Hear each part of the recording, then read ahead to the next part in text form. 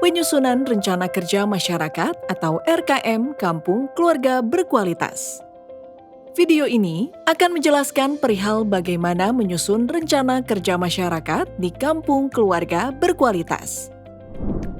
Kita lihat kembali langkah-langkah kerja Pokja, yaitu 1.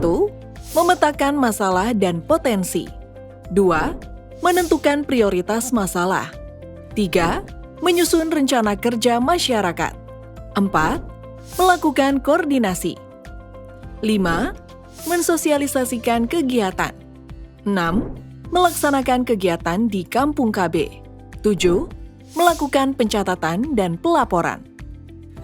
Kali ini, kita akan membahas lebih dalam mengenai penyusunan rencana kerja masyarakat yang disingkat menjadi RKM.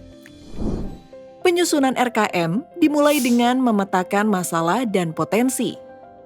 Memetakan masalah merupakan analisa situasi yang dilakukan Pokja sebagai acuan dalam menyusun rencana kegiatan dan menentukan prioritas intervensi. Adapun caranya adalah dengan melakukan analisa data dan observasi lingkungan. Data yang diperlukan adalah data kondisi kependudukan antara lain 1. Jumlah penduduk miskin. 2. Angka kematian ibu dan anak. 3. Angka kelahiran pada usia remaja. 4. Kesertaan KB dan unmet need. 5. Kasus stunting. 6. Data tingkat pendidikan atau data putus sekolah. 7. Jumlah kepala keluarga berdasarkan status pekerjaan. 8. Data keluarga yang memperoleh bantuan PKH atau Program Keluarga Harapan. Selanjutnya, identifikasi potensi yang dimiliki seperti 1. SDM, yaitu tenaga kesehatan dan petugas lapangan. 2. Sarana dan prasarana, seperti kesehatan atau puskesmas, pendidikan, kesling atau jaga dan MCK. 3. Sumber daya anggaran. 4. Peraturan atau kebijakan tingkat desa atau kelurahan. 5. Sumber daya program dan kegiatan yang telah dilaksanakan di tingkat desa atau kelurahan. 6. Jejaring. Setelah data dan identifikasi potensi tersedia, lakukan pertemuan Pokja untuk memetakan masalah. Misalkan, ketika data menunjukkan kasus stunting yang cukup tinggi, berarti masalahnya adalah tingginya kasus stunting di desa atau kelurahan yang dimaksud. Cari penyebabnya, cek lagi data lainnya. Rumuskan kembali masalah berdasarkan data yang tersedia. Lakukan hal ini sampai semua data selesai dianalisa. Pada tahap awal pemetaan masalah, ini dilakukan untuk menggambarkan analisa situasi di wilayah setingkat RW.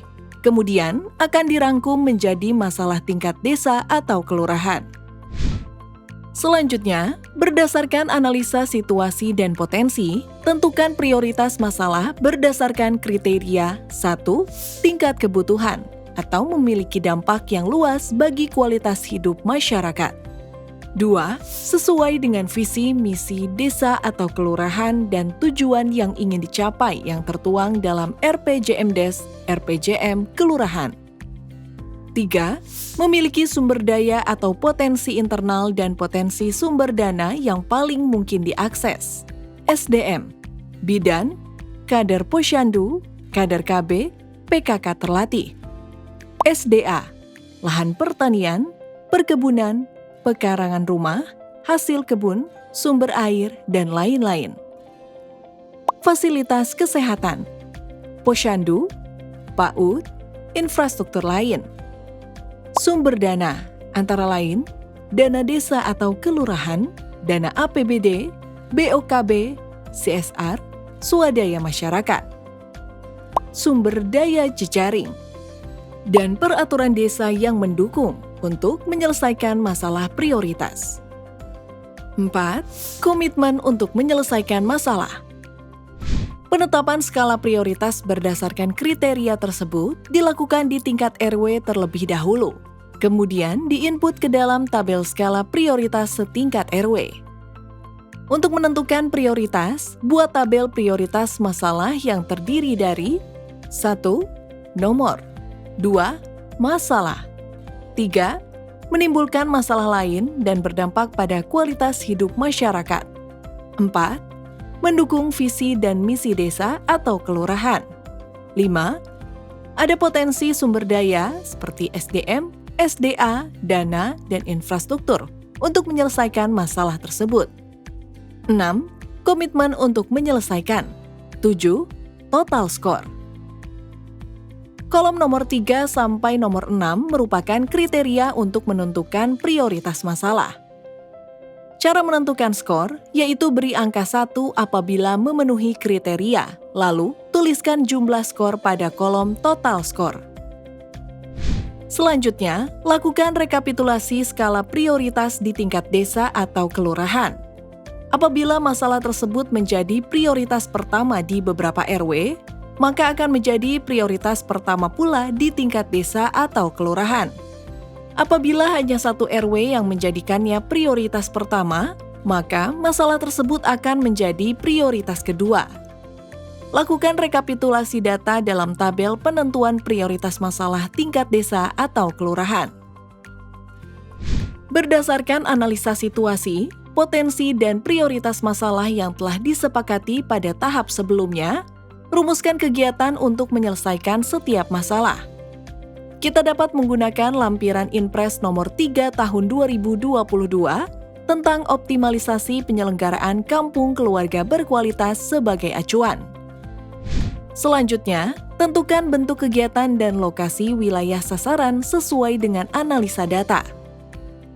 Tahap selanjutnya, buatlah tabel RKM yang terdiri dari nomor, jenis kegiatan, penanggung jawab, sasaran kegiatan, pihak yang terlibat, waktu, dan sumber pendanaan, jumlah dananya dalam rupiah. Tambahkan kolom keterangan. Lengkapi masing-masing kegiatan yang telah disepakati ke dalam kolom yang telah disediakan. RKM ini disusun di tingkat RW terlebih dahulu untuk selanjutnya disusun menjadi RKM tingkat desa atau kelurahan. Langkah selanjutnya, koordinasikan kegiatan yang tersusun bersama aparat desa atau kelurahan serta tenaga penggerak lapangan lintas sektor, seperti pendamping PKH, pendamping desa, TPPS, PKK, bidan desa, PLKB atau PKB, dan tenaga penggerak lini lapangan lainnya.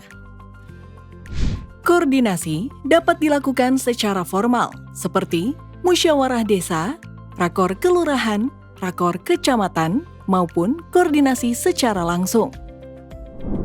Para tenaga penggerak lapangan lintas sektor akan melakukan verifikasi data dan mensinergikannya dengan data mereka masing-masing, serta melaporkan data dan berkoordinasi dengan OPD masing-masing lintas sektor di tingkat kabupaten untuk mendapatkan persetujuan. Selanjutnya, program dan kegiatan yang telah mendapat persetujuan dari lintas sektor atau OPD disampaikan kepada Pokja melalui PKB atau PLKB untuk ditandatangani oleh Kepala Desa atau Lurah.